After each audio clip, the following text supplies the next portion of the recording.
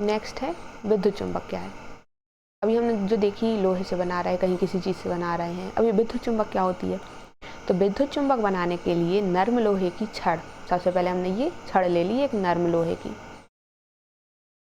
या घोड़े की नाल। घोड़े की नाल क्या होगी, मतलब ऐसे शेप में एक छड़ ले ली, या तो सीधी ले लेंगे या तो ऐसे मोड़ के ले लेंगे, यू आकार का नर्म लोहे की छड़ लेते हैं, तथा उसमें पास तांबे का विद्युत रोध, मतलब जो तांबे के तार देखे हैं सोने जैसे चमकते हैं, वो वाले तार को हम क्या करेंगे, इस पर नर्म लोहे की छड़ पर इसको लपेट देंगे।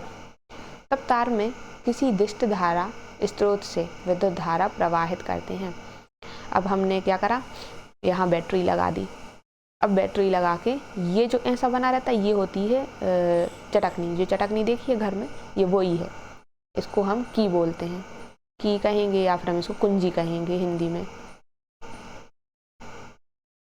तो ये लगा दिया, यहाँ हमने बैटरी लगाई, यहाँ पर हमने चटकनी लगा दी। अब हम इसको जब ऑन करेंगे तो क्या होगा, करंट जो है वो फ्लो होने लगेगा। ये करंट जा रहा है। अब यहाँ हमने वायर लपेट दिया था तो वायर में से करंट जाएगा, ये है लगा वायर। ऐसे यहाँ पर या तो सीधी रॉड होगी या तो ये यू आकार की होगी। फिर उसके बाद क्या हो रहा है,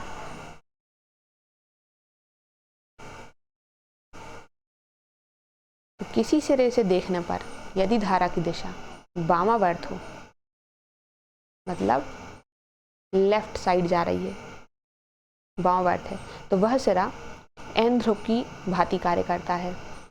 ये एन ध्रुव की भांति कार्य करेगा। और इसी के विपरीत यदि धारा की दिशा दक्षिणावर्त हो, मतलब साउथ साइड जा रही है, ये कहाँ नॉर्थ साइड जा रही थी और ये साउथ साइड जा रही है, तो उसका सिरा एस ध्रुव की भांति कार्य करेगा। तो अगर करंट हमारा नॉर्थ साइड जा रहा है तो नॉर्थ ध्रुव की भांति कार्य करेगा वामावर्त में, और अगर दक्षिणावर्त जा रहा है तो वो साउथ साइड, मतलब साउथ वाले ध्रुव की तरह कार्य करेगा, एस ध्रुव की तरह कार्य करेगा। तो ये दो हो गए, ध्रुव बन गए। अब ये तो विद्युत चुंबक हो गई। अब उसका उपयोग है क्या, कहाँ यूज़ करते हैं इसी चुंबक को, तो चलनशील क्रेनों में लोहे या स्टील के बड़े बड़े यंत्रों उपकरणों को एक स्थान से दूसरे स्थान तक ले जाने में हम इसका यूज़ करते हैं। जैसे कि क्रेन देखी है, जो कि बिल्डिंग बनाते हैं, तो एक ऐसी मशीन रहती है, उसमें से लंबा सा ऐसा रॉड निकली रहती है, फिर वो यहाँ से कोई सामान उठा के वहाँ रखते हैं। तो हम क्या करते हैं कि यहाँ पर जब हम उसमें करंट फ्लो करेंगे, यहाँ पर वो चुंबक रहती है, तो किसी भी चीज़ को वो अपनी ओर चिपका लेगी, कोई भी चीज़, लोहे या किसी भी चीज़ को, फिर वो चिपका के हम उसको दूसरी जगह रख सकते हैं। तो ये इसमें हम काम कर लेते हैं, इसका काम आ जाता है। और फिर जब हमें नई ज़रूरत नहीं है तो हम उसको, बिजली को बंद कर देंगे, तो वहाँ पर ना तो इलेक्ट्रिसिटी जाएगी, तो वो चुंबक जो है वो फिर से अपने नॉर्मल स्टेट में आ जाएगी। सेकंड क्या है, अस्पतालों में लोहे के छर्रे जो रहते हैं, मतलब जैसे मान लो किसी को लग गई लोहे के छर्रे, उसके अंदर चले गए, तो शरीर से हमें उसको निकालना है, तो उसको निकालने के लिए भी इसका यूज़ करते हैं। तीसरा, रिले, नियंत्रक, परिपथ ब्रेकर, विद्युत बाल्ब, मोटर ब्रेक, मतलब कहीं भी ब्रेक की बात है तो ब्रेक, तो हम उधर पर ही इसी विद्युत चुंबक का यूज़ करेंगे, वो एकदम से उसको रोक लेगा। तो ये इसके यूज हो गए। अब इसमें गुण क्या क्या हैं वो देखते हैं। विद्युत चुंबक के क्रोड बनाने में जो नर्म लोहा है, उसमें क्या क्या गुण चाहिए, कि क्या क्या होना चाहिए, तभी हम उसको बना सकते हैं। तो पहला तो उच्च चुंबकशीलता होनी चाहिए, ताकि अल्प चुंबकन बल से भी अधिक चुंबकनशीलता उत्पन्न हो सके। मतलब अगर हम इसको थोड़ा सा भी मैग्नेटाइज करें तो ये बहुत ज़्यादा मैग्नेटाइज हो जाए। तो पहला तो ये हो गया। दूसरा है कम निग्राहिता, मतलब ताकि विद्युत प्रवाह बंद करते ही शीघ्रता से विचुंबकित हो जाए। मतलब जब हम इसमें विद्युत डालना बंद करें तो एकदम से अपनी नॉर्मल स्टेट में आ जाए, ऐसा ना हो कि बहुत देर तक बनी रहे, एकदम से आ जाए। फिर कम धारणशीलता, ताकि विद्युत प्रवाह बंद करते ही उसके अंदर तत्काल चुंबकीय क्षेत्र समाप्त हो जाए। फोर्थ, कम शैथिल्य हानि, मतलब चुंबकन और विचुंबकन में ऊर्जा शून्य न्यूनतम हो,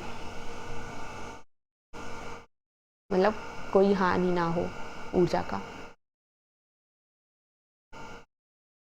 अब नर्म लोहे को यूज़ क्यों कर रहे हैं, उसके उपयोग क्या हैं? तो अल्प धारा प्रवाहित करने पर भी नर्म लोहे में उत्पन्न चुंबकीय फ्लक्स घनत्व बहुत अधिक होता है, अर्थात नर्म लोहे की चुंबकशीलता अत्यधिक होती है।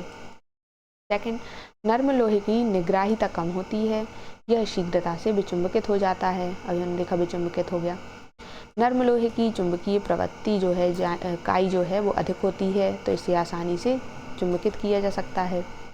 फिर यह आसानी से चुंबकित और विचुंबकित हो जाता है, इसलिए हम नर्म लोहे का यूज़ करते हैं। और इसमें शैथिल्य हानि जो है वो कम होती है, अतः इसे चुंबकित और विचुंबकित करने पर ऊर्जा की क्षय जो है वो कम होगी। फिर इसको प्रवाहित करने वाले कौन कौन से कारक हैं विद्युत चुंबक की प्रबलता को? तो पहला है प्रकृति। विद्युत चुंबक बनाने के लिए प्रयुक्त पदार्थ की चुंबकशीलता अधिक और धारणशीलता और निग्राहिता बहुत ही कम हो, ताकि वह आसानी से चुंबकित और विचुंबकित हो सके। अतः विद्युत चुंबक बनाने के लिए सामान्य नर्म लोहे का प्रयोग किया जाता है, क्योंकि हमें उसको एक बार चुंबकित करेंगे। चुंबकित मतलब हमने उसको एक बार चुंबक जैसा बना दिया करंट देके, फिर क्या हुआ, जब हम उसको बंद करें तो एकदम से वो वापस से अपनी नॉर्मल स्टेट में आ जाए। तो उसकी प्रकृति कैसी है, तो उसकी प्रकृति पर ही डिपेंड करता है। तो विद्युत चुंबक बनाने के लिए म्यू मेटल का प्रयोग किया जाता है। फिर है धारा की प्रबलता, जो हम करंट डाल रहे हैं वो कितना प्रबल होना चाहिए। तो विद्युत चुंबक की सामर्थ्य प्रवाहित धारा के अनुक्रमानुपाती होती है, अतः प्रबल धारा प्रवाहित करने पर बना विद्युत चुंबक शक्तिशाली होता है। अगला क्या है, कुंडली में फेरों की संख्या। तो विद्युत चुंबक की सामर्थ्य फेरों की संख्या के अनुक्रमानुपाती होती है, और फेरों की संख्या अधिक होने पर चुंबकीय तीव्रता अधिक होती है, अतः विद्युत चुंबक शक्तिशाली बनेगी। मतलब फेरों की संख्या कितनी होगी, तो फेरों की संख्या अगर ज़्यादा होगी तीव्रता भी उसकी ज़्यादा होगी। तो उसकी प्रकृति पर, उसमें हम कितना करंट फ्लो कर रहे हैं उस पर, कुंडली में फेरों की संख्या कितनी है उस पर, और ताप। तो उच्च ताप पर चुंबकत्व नष्ट हो जाता है। हमने देखा था लोह चुंबकीय पदार्थ जो थे, अगर हम उनको गर्म कर रहे थे तो वो अनुचुंबकीय परिवर्तित हो जा रहे थे, मतलब कम पावरफुल हो रहे थे। तो ऐसा ही अगर हम ताप को बढ़ाएंगे तो चुंबकत्व नष्ट हो जाता है। अतः विद्युत चुंबक का ताप क्यूरी ताप से कम होना चाहिए। क्यूरी ताप के ऊपर गया तो वो चुंबकत्व को नष्ट कर देगा। फिर उसके बाद है स्थायी चुंबक।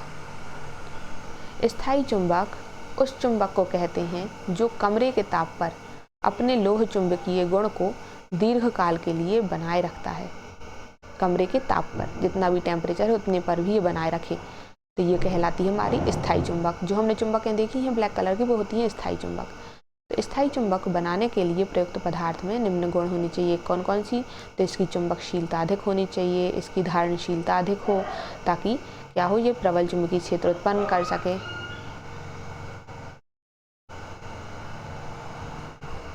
और क्या हो सकता है, निग्राहिता अधिक हो, ताकि गर्म करने पर या गिरने पर इसके चुंबकीय गुणों में परिवर्तन ना हो। फिर अन्य चुंबकीय क्षेत्रों की उपस्थिति से इसका चुंबकत्व नष्ट ना हो। तो ये सब इसमें गुण हो जाने चाहिए कि ऐसा ना हो। फिर है एग्जाम्पल है कोबाल्ट स्टील। कोबाल्ट स्टील इन सब से मिलकर बनता है, कोबाल्ट, टंगस्टन, कार्बन और लोहे से। एल्निको, ये एल्यूमिनियम, निकेल, कोबाल्ट, तांबा और लोहा मिश्र धातु से मिलकर बनता है एल्निको। एल्कोमैक्स, ये और एक और है टिकोनल, ये इन सब चीज़ों से मिलकर बनता है।